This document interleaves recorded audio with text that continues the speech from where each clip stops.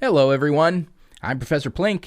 I respond to various theological and ideological questions and claims from a rationalistic and naturalistic approach in an effort to give and explain the opposite viewpoint and help to balance the conversation.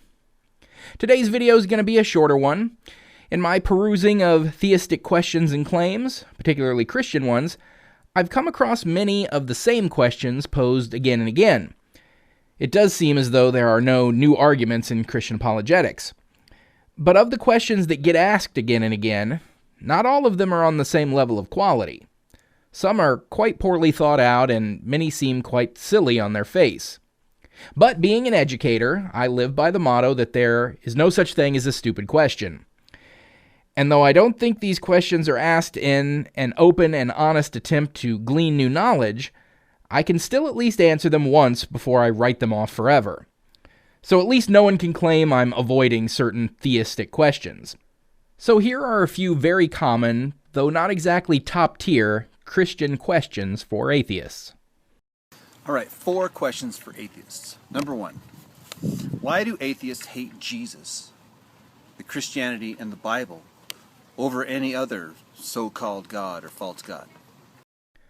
So the short answer is that we don't. But from an entrenched Christian perspective, I can see why one might think that we do.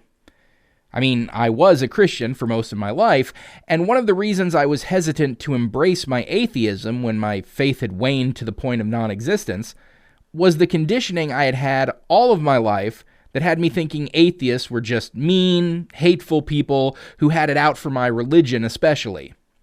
It's that pesky Christian persecution complex that you've had ingrained into you from birth.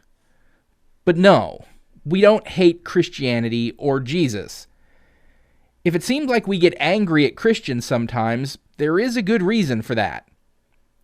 Just look over your shoulder, pal. See that flag? Yeah, that's where you and all the atheists that you've ever come in contact with live. And in America, according to Pew Research, Christians make up 70% of the population. Nearly all politicians in America are Christian, and many use their religious beliefs as a motivation in how they legislate. There are several states that pass laws that are underpinned by Christian ideology. That sort of thing tends to rub not just atheists, but any non-religious person the wrong way. We don't like being forced by legal mandate to adhere to Christian ideology dressed up as secular legislation. And another wrinkle is that a lot of people have been harmed, mentally, emotionally, and even physically, by Christianity. So they might have a bit of a valid reason to be mad at the religion that motivated their abuse. But I've yet to meet any atheist who claimed to hate Jesus. What is there to hate about a 2,000-year-old dead guy who may not have even existed in the first place?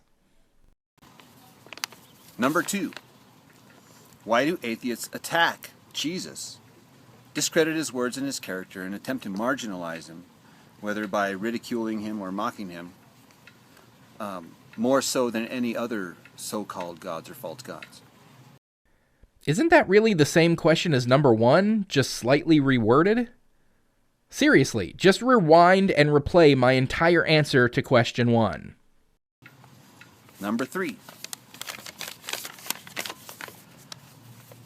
how can you hate someone who you don't believe in? Well, as I already mentioned, I've never met an atheist who claims to hate Jesus. That's just your Christian projection at work. But it is possible to hate someone you don't believe in. There are plenty of fictional characters that we can have an intense negative, even hateful reaction to. I just recently finished The Last of Us, fucking amazing show by the way, and I think I can say with all sincerity that I hated David. You don't know how good I am! What a colossal piece of shit. And there are plenty of fictional characters that we can hate. All that's required is for us to have a negative emotional reaction to the character, and if their actions, fictional as they may be, stir those negative emotions within us, we can be said to hate them. How many little kids, or even adults for that matter, when reading Harry Potter for the first time, hated Voldemort? Or maybe even Draco Malfoy, the smarmy little weasel. In fact, as someone who would consider themselves a humanist, I make a point to never claim to hate any actual, real, existent person, past or present. But yeah, I'll say I hate fictional characters if they rub me the wrong way. I know when I was little, I cried and threw my toy at the TV when I even thought of the hunter who killed Bambi's mom. It would be fair to say I hated him even, and we never even so much as saw that character.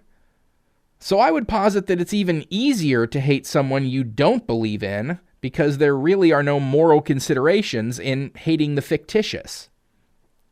But none of it matters, as atheists do not, by and large, hate Jesus, whom they don't believe in. If it seems that some of us act as if we do, again, refer to my answer to question 1. And my fourth question to the atheist is, do you realize that atheism proves Christianity? No, it doesn't. Seriously, that's all I need to say. Because, as eloquently expressed by Christopher Hitchens, what can be asserted without evidence can be dismissed without evidence. You didn't offer a single argument, reason, or even hint of an explanation as to how you think atheism proves Christianity. Not just theism, but you think it specifically proves Christianity. So I'm not even sure what you're driving at with that question, but without any evidence to support it, it can be dismissed out of hand. So again, no, it doesn't. So there you have it. Again, a very quick one, and 4 quite sorry and weak questions from a Christian. But unfortunately, some of these questions are ones that have been repeated again and again, so they at least needed to get knocked down one time. So thanks for watching, everyone. Don't forget to like the video, comment, and subscribe so you'll always be notified when a new video comes out.